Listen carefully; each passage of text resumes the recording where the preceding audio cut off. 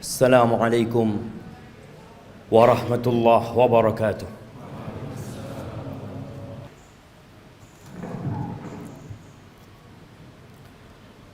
Innal hamdalillah nahmaduhu wa nasta'inuhu wa nastaghfiruh wa na'udzu billahi min shururi anfusina wa sayyiati a'malina.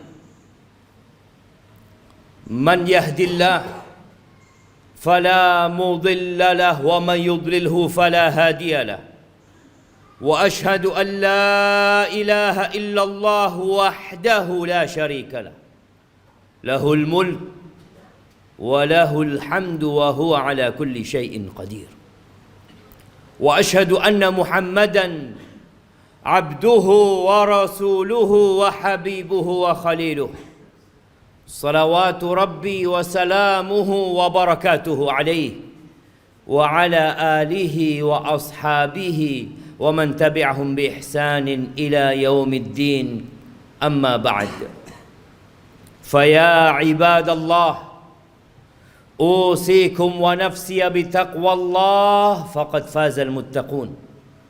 Wahai manusia-manusia yang beriman, saya wasiatkan kepada diri saya dan kepada semua yang hadir di tempat ini agar senantiasa bertakwa kepada Allah Azza wa Jalla. Hanya mereka yang diterima amalannya, hanya mereka yang akan hidup berbahagia, hanya mereka orang-orang yang sukses di dunia dan di akhirat. Allah Jalla Jalaluh mengulangi perintahnya dan para rasul menyampaikan berulang kali, dan para pewaris Nabi diteruskan perintah itu untuk mereka. Ya ayyuhalladzina amanu taqullah, wahai orang-orang yang beriman, bertakwalah kalian kepada Allah.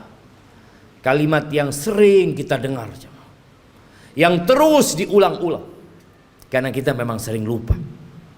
Haqqa tuqatihi, ketakwaan yang sebenarnya bukan sekedar tulisan yang dipampang, bukan sekedar ucapan yang diungkapkan, tapi sesuatu yang diyakini oleh jiwa kita, kemudian diucapkan dengan lisan kita dan dipraktekkan dengan raga kita. Dan Allah mengatakan wala tamutunna illa wa antum muslimun. Kalian jangan mati kecuali dalam kondisi Islam. Yang menjadi standar orang baik bukan sekarang, tapi tatkala ajal menyebut kita. Jamaah rahimakumullah, setiap hari kita keluar rumah kita, orang-orang juga keluar dari rumahnya. Anak-anak juga berangkat ke sekolahan. Besok mereka akan melakukan itu lagi. Terus rutinitas yang dikerjakan oleh manusia. Ada yang ke pasar, ada yang ke kantor, ada yang ke pabrik, ada yang di jalanan. Semuanya mencari apa? Mencari uang, mencari harta. Allah telah menanamkan di dalam jiwa kita kecintaan kepada harta. Zuyyina linnas hubbus syahawat minan nisa wal banin wal qanatiril muqantarati minadh dhahabi wal fiddah wal khaylil musawwamati wal an'ami wal harth dzalika mata'ul hayatid dunya wallahu 'indahu husnul ma'ab. Allah menjelaskan kepada kita bahwa telah ditanamkan kecintaan syahwat kepada wanita, kepada anak-anak, kepada harta yang berlimpah ruah, yang bertumpuk-tumpuk. Dulu kuda-kuda yang mewah, sekarang mobil-mobil yang mewah.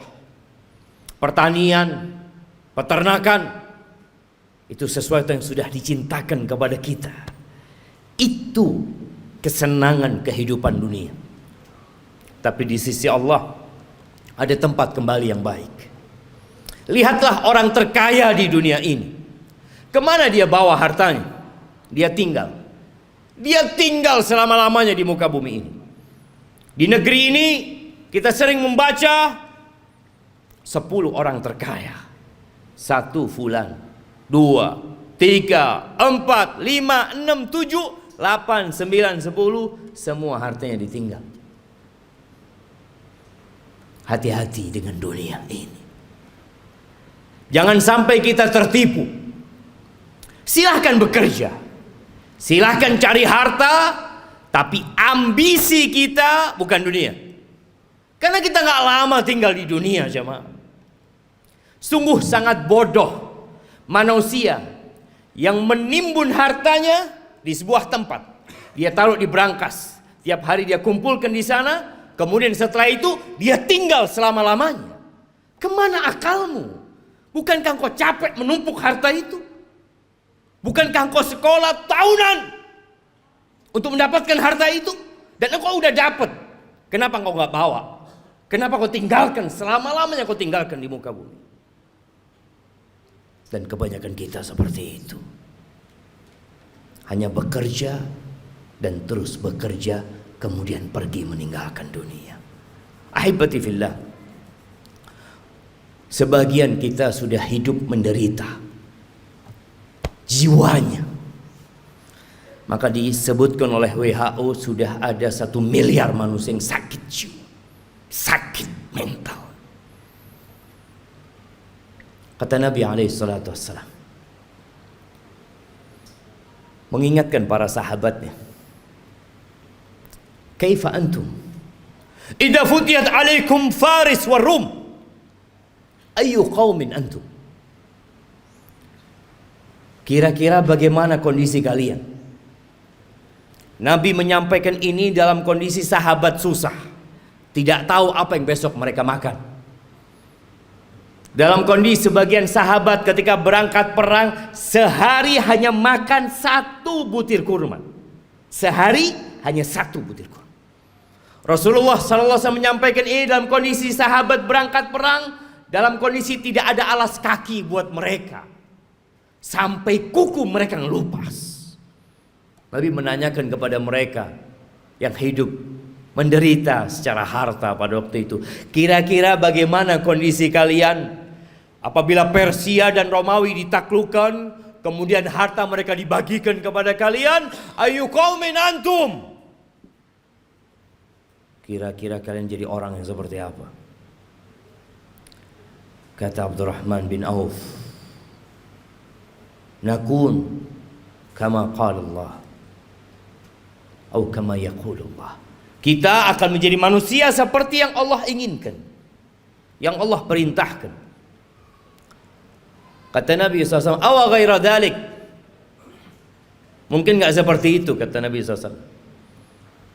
Jamaah, kita pernah susah secara ekonomi. Ingat dulu mungkin ketika motor kita motor bekas. Ingat dulu ketika kita sebagian belum menikah, gak punya apa-apa. Kemudian terus bertingkat kondisi ekonomi kita. Semakin membaik. Dan terus Allah kasih lagi kepada kita.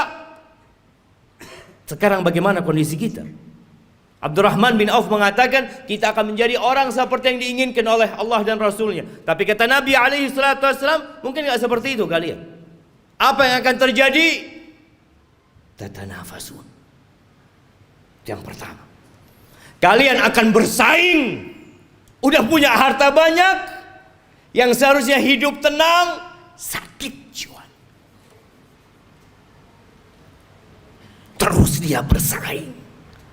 Motornya kepingin lebih baik dari motor orang lain, handphonenya kepingin lebih baik dari orang lain, hartanya kepingin lebih banyak dari orang lain, rumahnya kepingin lebih bagus dari yang lainnya. Terus didorong oleh penyakit. Tatanafasun.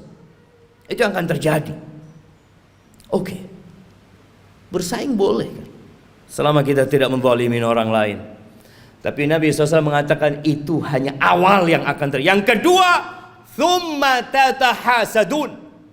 Kalian akan saling hasut setelah itu. Karena dunia ini sempit, jamaah.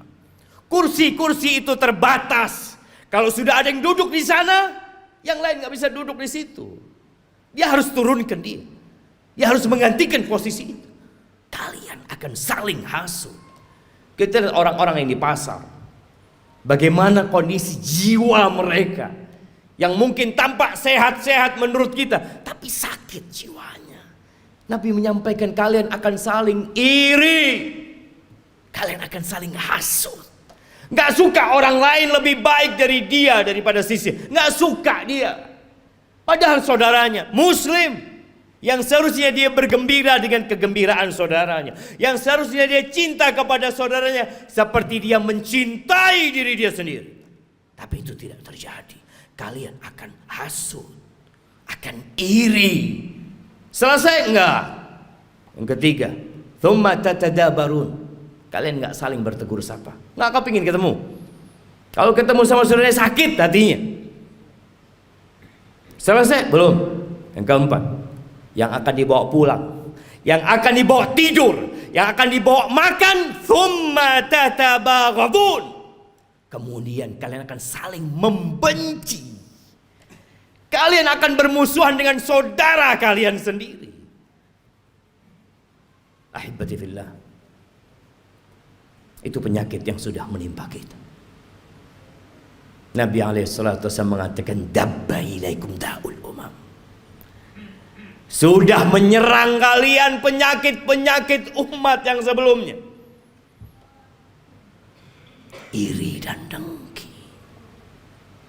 Ahibati fillah, tidak dilarang kita mengumpulkan harta, tapi tolong niatnya yang diperbaiki.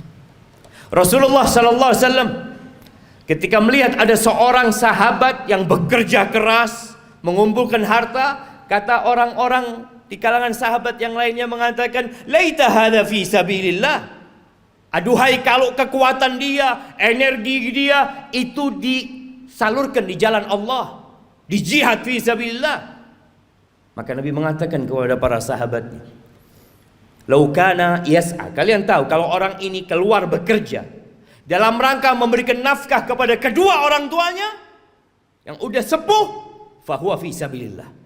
Dia di jalan Allah. Yang kedua, lau kana kharaj yas'a ala auladin lahu sighar. Kalau dia bekerja dalam rangka niatnya memberikan nafkah kepada anak-anak yang masih kecil, fahuwa fi sabilillah. Dia di jalan Allah. Jangan diremehkan dia bekerja. Yang ketiga, in kana kharaja yas'a yu'iffa nafsah. Kalau dia keluar bekerja dalam rangka menjaga kehormatan dirinya, agar dia tidak jadi benalu di masyarakat, dia tidak menyusahkan orang lain, dia sedang ingin menjaga kehormatan dirinya, nggak ingin minta-minta sama orang, fahuwa fi sabilillah, maka dia pun di jalan Allah.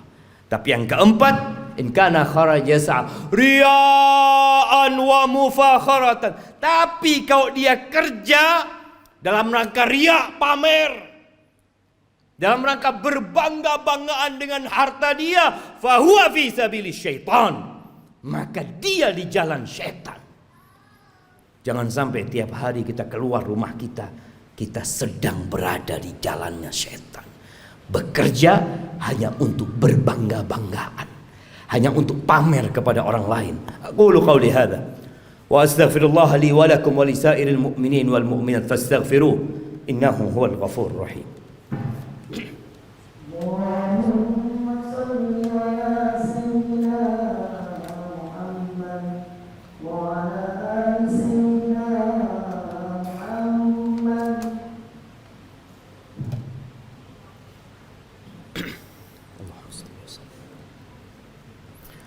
Alhamdulillah wa kafa, wassalatu wassalamu ala nabiyil mustafa sayyidina wa maulana Muhammadin wa ala alihi wa ashabihi wa man iqtafa, amma ba'd. Ahibati fillah, berapa banyak dari orang-orang yang kita kenal yang telah pergi meninggalkan dunia ini, dan kita tahu hasil usaha dia, rumah yang dibangun, motor yang dimiliki, dan harta yang lainnya nggak dibawa. Nabi alaihissalatu wassalam mengatakan, yatba'ul mayyit thalath. Yang ikut jenazah kita kalau kita mati 3. Maluhu wa ahluhu wa amaluhu. Apa yang ikut mengantarkan ke kuburan? Diantar pakai mobil-mobil, semua pada ikut ke sana. Hartanya ikut berangkat. Kalau dia orang kaya, punya banyak anak buahnya ikut mengantarkan ke kuburan. Kalau dia orang terkenal yang banyak fan-nya, akan banyak yang ikut mengantarkan ke kuburan. Ya, keluarga, harta ikut. Yang ketiga amal. Yang dua pulang. Tuh kita lihat ribuan orang yang mungkin mengantarkan jenazah. Ada satu yang mau tinggal di dalam? Nggak ada. Anaknya mungkin, orang tuanya mungkin, kawan dekatnya nggak ada. Anak buahnya yang dia kasih bayaran, yang terus dibayar, mau menemani majikannya di dalam kuburan, nggak ada. Siapa yang menemani? Amaluhu, bas amalnya. Maka segera beramal. Badiru bil amal. Kata Nabi SAW, segera kalian beramal. Segera. Fitanan kaqita'il lailil muzlim. Sebelum datang fitnah-fitnah, ujian-ujian, kekacauan-kekacauan yang seperti potongan malam yang gelap gulita. Apa yang terjadi ketika datang fitnah itu jemaah? Kalau kita menunda-nunda beramal, menunda-nunda hijrah kita, menunda-nunda untuk berubah jadi orang baik, yusbihur rajulu mu'minan wa yumsi kafiran. Paginya masih beriman, sorenya sudah kafir.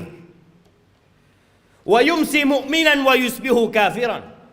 Sorenya masih beriman, datang kajian mungkin dia, masih sholat asar, subuhnya sudah kafir. Kenapa itu terjadi? Yabi'u dinahu bi'aradin minad dunya. Dia jual agamanya. Dia jual. Dia barter dengan sedikit kenikmatan dunia. Nggak lagi mikir halal haram. Yang ada dalam benaknya harta, jabatan, kedudukan. Padahal semua itu akan ditinggalkan. Maka ahibati fillah, hari ini hari Jumat. Harinya bersalawat buat Nabi alaihi salatu wassalam. Harinya dianjurkan kita membaca suratul kahfi. Baca tuh surat kahfi. Baca dengan artinya. Baca pesan-pesan Allah kepada kita. Agar kita tidak diperbudak dengan harta kita. Biasanya imam kalau sholat Jumat itu membaca dua surat. Sabbihisma rabbikal a'la dan hal ataka hadithul ghasiyah. Tolong pulang dari sini, baca tafsirnya. Sehingga kita tahu pesan-pesan yang Allah sampaikan. Agar kita tidak lebih mementingkan kehidupan dunia. Kata Allah, bal tu'thirunal hayatad dunya. Tapi kalian udah dikasih nasihat, tetap kalian lebih mementingkan kehidupan dunia. Wal akhiratu khairu wa abqa. Akhirat itu lebih baik dan lebih kekal.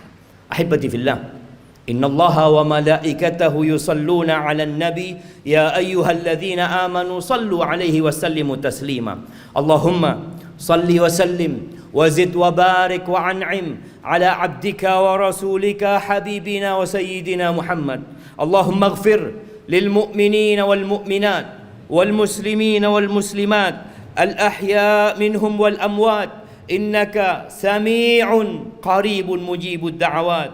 اللهم منزل الكتاب مجري السحاب هازم الأحزاب اهزم أعداءك أعداء الدين يا رب العالمين. اللهم اهزم أعداءك أعداء الدين يا رب العالمين.